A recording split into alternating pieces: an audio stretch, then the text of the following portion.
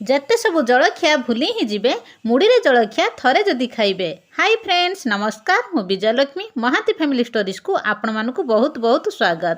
ସକାଳୁ ସକାଳୁ ଜଳଖିଆ ବନାଇବା ପାଇଁ ଆପଣଙ୍କୁ ଯଦି ବୋରିଂ ଲାଗୁଛି ତ ଖାସ୍ ଏଇ ଭିଡ଼ିଓଟି ଆପଣମାନଙ୍କ ପାଇଁ ହିଁ ଆଣିଛି, ଯେଉଁଟା ଖୁବ୍ କମ୍ ସମୟ, କମ୍ ସାମଗ୍ରୀ, କମ୍ ପରିଶ୍ରମରେ ଏକ ନୂଆ ପ୍ରକାର ଜଳଖିଆ ବନାଇ ପାରିବେ। ହଁ ଫ୍ରେଣ୍ଡ, ଯଦି ଭିଡ଼ିଓଟି ପସନ୍ଦ ଆସେ ଲାଇକ୍ ସେୟାର କରିବେ। ଯେଉଁମାନେ ମୋ ଚ୍ୟାନେଲରେ ନୂଆ କରି ଆସିଛନ୍ତି ଚ୍ୟାନେଲକୁ ସବସ୍କ୍ରାଇବ୍ କରିବେ। ପାଖରେ ଥିବା ଛୋଟ ବେଲ୍ ଆଇକନ୍କୁ କ୍ଲିକ୍ କରିବେ, ଯାହାଦ୍ୱାରା ମୋର ଯେତେ ନୂଆ ଭିଡ଼ିଓ ସବୁ ନୋଟିଫିକେସନ୍ ଆପଣମାନଙ୍କ ପାଖରେ ପହଞ୍ଚି ପାରିବ। ସକାଳ ଜଳଖିଆ ବନାଇବା ପାଇଁ ମୁଁ ଏଠି 2 କପ୍ ମୁଢ଼ି ନେଇଛି। ମୁଢ଼ି ତ ଆମ ସମସ୍ତଙ୍କ ଘରେ ପ୍ରାୟତଃ ଥାଏ। ଏଇ ମୁଢ଼ିକୁ ଏକ ବଡ଼ ମିକ୍ସିଂ ବାଉଲକୁ ଟ୍ରାନ୍ସଫର କରିନେବା। ମୁଢ଼ିକୁ ସଫ୍ଟ କରିବା ପାଇଁ ଏଥିରେ କିଛି ପାଣି ଦେବା, ଯାହାଦ୍ୱାରା କି ମୁଢ଼ି ଆମର ସଫ୍ଟ ହୋଇଯିବ। ଚାଲନ୍ତୁ ଏଇ ମୁଢ଼ିକୁ ସାଇଡ଼କୁ ଦେଇ ଆଉ ଏକ ବାଉଲ ନେବା। ଏଥିରେ 1 କପ୍ ସୁଜି ନେବା।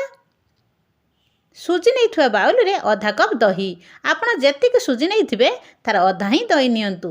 ମୁଁ ଏଠି 1 କପ୍ ସୁଜି ନେଇଥିଲି, ସେଥିପାଇଁ ଅଧା କପ୍ ଦହି ନେଇଛି। ବାସ୍ ଏବେ କ'ଣ କରିବା ନା ସୁଜି ଆଉ ଦହିକୁ ମିକ୍ସ କରିନେବା। ଏଥିରେ ଆଉ କିଛି ପାଣି ଦେଇ ଗାଢ଼ା ପରିକା ବେଟର ପ୍ରସ୍ତୁତ କରିବା। ଫ୍ରେଣ୍ଡସ୍, ମୁଁ ଯେଉଁ ଜଳଖିଆ ବନାଇବାକୁ ଯାଉଛି ବହୁତ ସିମ୍ପଲ ସହିତ ଟେଷ୍ଟି ମଧ୍ୟ। ଆପଣ ଥରୁଟିଏ ବନାଇ ଖାଇବେ ତ ବାରମ୍ବାର ବନାଇବାକୁ ଇଚ୍ଛା ହେବ। ଦେଖନ୍ତୁ ଆମର ସୁଜି ବେଟର ତ ରେଡ଼ି ହୋଇଗଲା। ବର୍ତ୍ତମାନ ସୁଜି ବେଟର ମୁଢ଼ିକୁ ସଫ୍ଟ ହେବା ପାଇଁ 10 ମିନିଟ୍ ଛାଡ଼ିଦେବା। 10 ମିନିଟ୍ ହୋଇସାରିଲାଣି। ଦେଖନ୍ତୁ ସୁଜି ପାଣିକୁ ଭଲ ଭାବରେ ଅବଜର୍ଭ କରିନେଇଛି। ଅଳ୍ପ ପାଣି ଦେଇ ଭଲ ଭାବରେ ଏମିତି ଫେଣ୍ଟି ନେବା। ଆଉ এই ବାଉଲରେ ଭିଜା ଯାଇଥିବା ମୁଢ଼ି ଆମର କେତେ ବଢ଼ିଆ ସେ ସଫ୍ଟ ହୋଇଯାଇଛି। ଭିଜା ଯାଇଥିବା ମୁଢ଼ି ପାଣିରୁ ଛାଣି ମିକ୍ସଚର ଜାରକୁ ଟ୍ରାନ୍ସଫର କରିନେବା। ଏହା ସହିତ ସୁଜି ବେଟରକୁ ଏଥିରେ ଦେଇଦେବା। ବେଟରକୁ ଦେବା ସାଥେ ସାଥେ କିଛି ପାଣି ଦେଇ ଖୁବ୍ ବଢ଼ିଆ ସେ ପ୍ଲେନ୍ ଭାବରେ ଗ୍ରାଇଣ୍ଡିଂ କରିନେବା। ଯେପରି ଆମର ବେଟର ପତଳା ନା ଗାଢ଼ା, ଥିକନେସ୍ ଏହିପରି ହେବା ଦରକାର। ବେଟର ତ ଆମର ପ୍ରସ୍ତୁତ ହୋଇଗଲା। ବର୍ତ୍ତମାନ এই ବେଟରକୁ ଏକ ବଡ଼ ମିକ୍ସିଂ ବାଉଲକୁ ଟ୍ରାନ୍ସଫର କରିନେବା।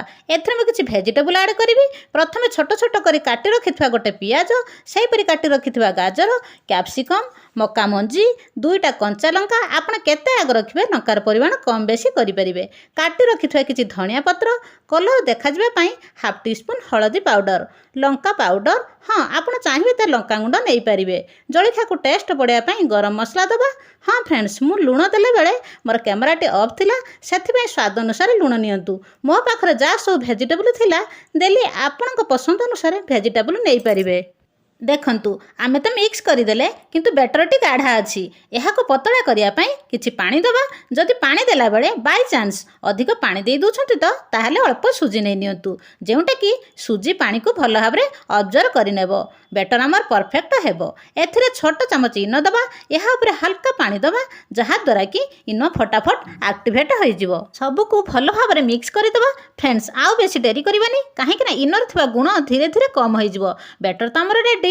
ବର୍ତ୍ତମାନ ଗ୍ୟାସ୍ ଉପରେ ପ୍ୟାନ୍ ବସାଇ ଏକ ଛୋଟ ଚାମଚ ତେଲ ଦେବା।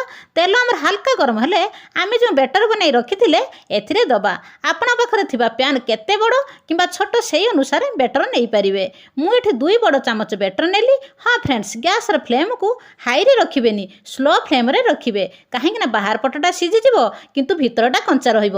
ଗୋଟେ ସାଇଡ଼ 2ରୁ 3 ମିନିଟ୍ ରଖିବା ପରେ ଓଲଟାଇ ଦେବା। ସେହିପରି ଅପୋଜିଟ୍ ସାଇଡ଼କୁ ମଧ୍ୟ 2ରୁ 3 ମିନିଟ୍ ରଖି ବାହାର କରିନେବା। ଏହିପରି ଭାବରେ ବାକିତକ ଜଳଖିଆ ବନାଇ ନେବା।